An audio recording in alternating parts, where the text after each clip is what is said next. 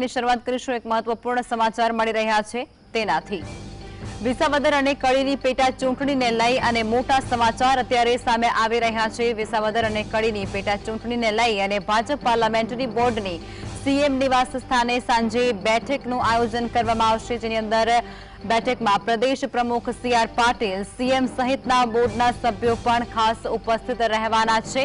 ત્યારે વિસાવદર અને કડીમાં મોટી સંખ્યામાં સ્થાનિક આગેવાનોએ ટિકિટ પણ માંગી છે, તેને લઈને પણ ચર્ચા વિચારણા થશે। બંને બેઠક પર ઉમેદવારોના નામને લઈ અને આખરી ઓપ આ બેઠકની અંદર આપવામાં આવશે।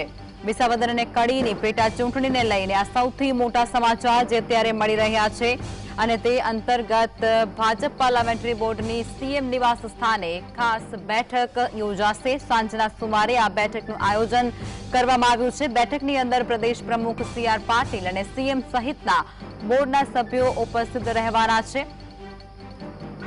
વિસાવદર અને કડીમાંથી મોટી સંખ્યામાં સ્થાનિક આગેવાનોએ ટિકિટની માંગ પણ કરી છે।